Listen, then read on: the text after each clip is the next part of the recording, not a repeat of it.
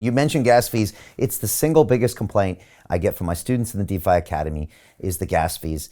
Obviously, for me, I call them tuition fees because they're learning so much with the simple protocol exchange when they do a yield swap or a liquidity pool that Yes. I say, just pay the damn gas. But it's something that comes up over and over again.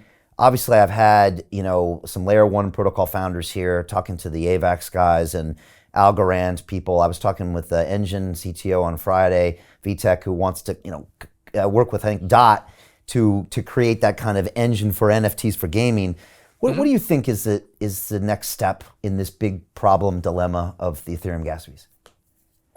So I think really everybody has gravitated towards Ethereum in recent times over the course of this year, particularly because Ethereum is where the liquidity is. It's where the action is. Most of the people, the communities are around Ethereum and Ethereum sidechains.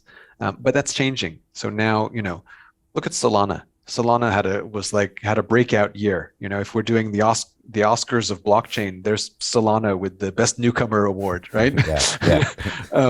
And I think we're going to see lots of healthy competition, and this is where we get on our high horse or our soapbox about the open metaverse, because we want for there to be lots of competition, whether it's layer ones or layer twos, because it's great for our industry.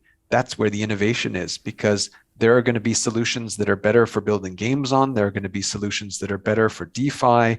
And there are going to be solutions that are better for things that we don't have a need for yet, but we'll have a need for later.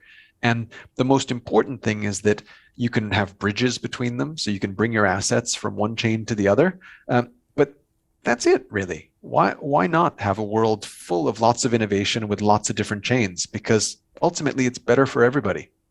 Because at the end of the day, it's not about having the blockchain. And this goes back to the Facebook question, right? It wouldn't be any good for all of us. For example, if let's just say we didn't have the gas fee problem, Ethereum 2.0 is wildly successful and the world just uses Ethereum. Not sure that that's the best either, because too much momentum in one platform also then discourages innovation. What we want is innovation. That's the reason that we have all of the success, what little we've had so far. If you look at where the blockchain game industry is now, we got a handful of companies, of market caps north of $5 billion. We have probably $30 billion of economic activity this year in blockchain gaming. And yet a lot of people would argue this is year one.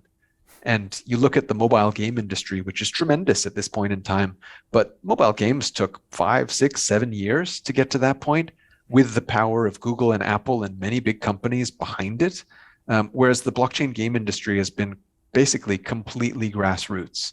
And so I think when you see that much success in that short a period of time, you have to ask yourself why. And the reason is because it's open, because everybody who builds a little way up the hill, the next guy starts there and he builds a little higher up the hill. We don't have to all start from scratch trying to knock each other over. It's a total shift in almost humanity, what's happening Yes. here. We're going to look back on this and, this will be a big pivotal moment here. Well, and the thing is, it's why when people ask me, so who are your competitors? I actually say, well, we don't have any. And that's not bragging. That's that I actually view everybody in the blockchain industry as my partner, as my collaborator.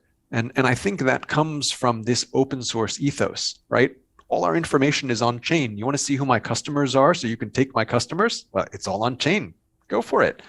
Because we have smart contracts that allow us to take a very, very small fee on the future trading activity of our NFTs that we create. That means that there is always a recurring revenue stream for us as the originators of those NFTs.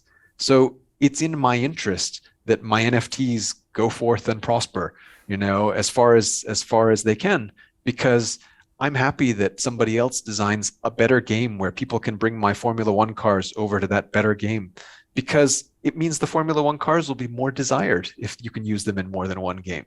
So it's actually good for everybody.